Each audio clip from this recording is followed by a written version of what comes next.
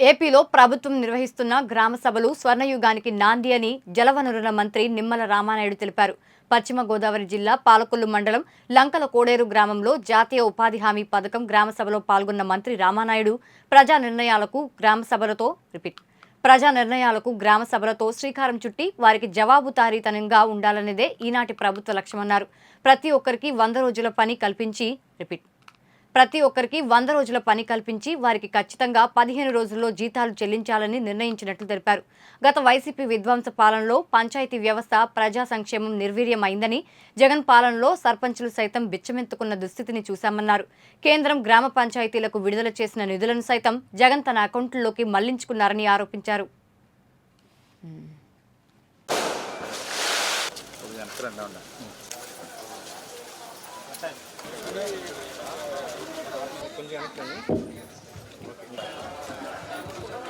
పశ్చిమ గోదావరి జిల్లా ఏదైతే ఈవేళ పంచాయతీలు మీ అందరికీ తెలుసు 2019-2024లో ఏదైతే పంచాయతీలకి అత్యంత కీలకమైనటువంటి పనులు ఉంటాయి.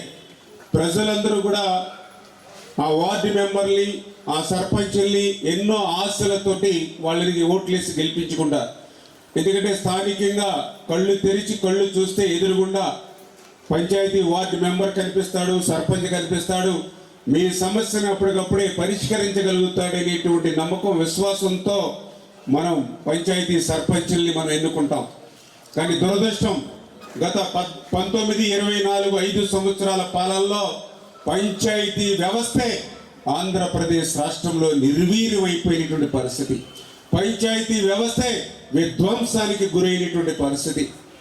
ఎందుకంటే మనందరం కూడా చూసాం, గ్రామాల్లో అత్యంత అవసరమైనటువంటి పారిశుధ్యం, కనీసం 4 బ్లీచింగ్ బస్తాలు కొనుక్కొని 4 ముగ్గు బస్తాలు తెచ్చి గ్రామంలో శానిటేషన్ వర్క్ చేస్తామనంటే పంచాయతీలో చిల్లి గవ్వలేనిటువంటి పరిస్థితి.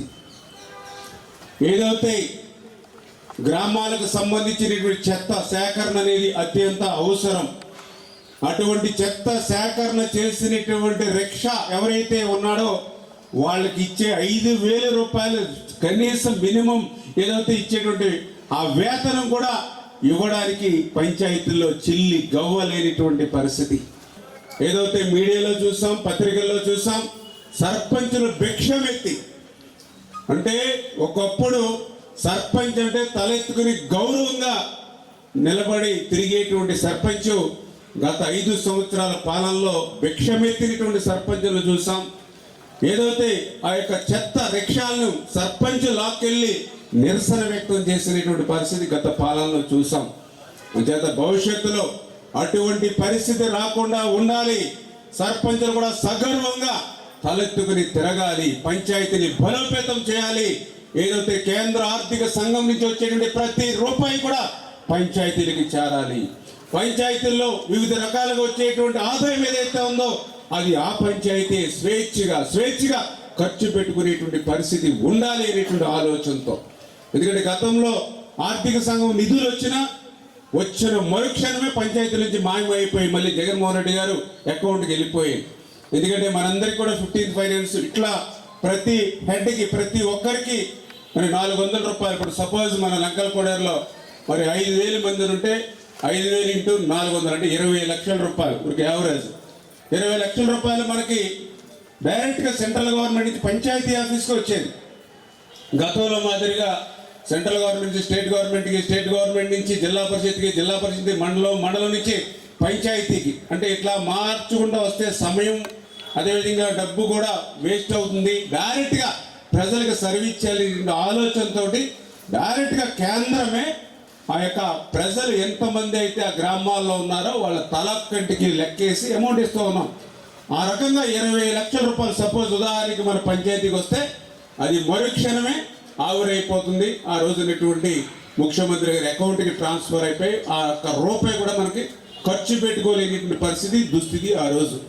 అందుకే అటువంటి పరిస్థితి లేకుండా ఈవేళ కేంద్ర ప్రభుత్వం ఇచ్చేటువంటి నిధులు కానీ, అదేవిధంగా రాష్ట్ర ప్రభుత్వం ఇచ్చేవి కానీ, అదేవిధంగా మీ యొక్క పంచాయతీ పన్నుల ద్వారా వచ్చేటువంటివి కానీ అన్నీ కూడా పంచాయతీ సర్పంచులు పంచాయతీల ఆధ్వర్యంలోనే ఉండి ఇటువంటి అత్యవసరమైనటువంటి పనులన్నీ కూడా చేపట్టేటువంటి విధంగా భవిష్యత్తులో ఈ యొక్క ఎన్డీఏ తెలుగుదేశం జనసేన బీజేపీ ప్రభుత్వం పనిచేస్తుంది.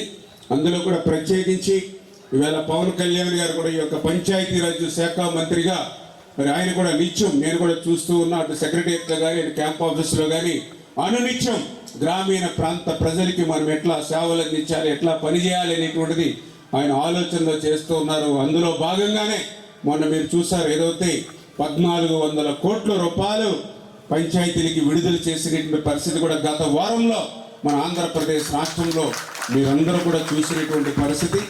అంచేత భవిష్యత్తులో కూడా ఆ రకంగా పంచాయతీని బలోపేతం చేసేటి బాధ్యత, పంచాయతీని బలోపేతం చేయడం అంటే మీ అందరినీ కూడా బలోపేతం చేయడమే. ఆ రకంగా ముందుకెళ్తామనే విషయాన్ని కూడా మరి మీ ద్వారా అందరికీ కూడా తెలియజేసుకుంటూ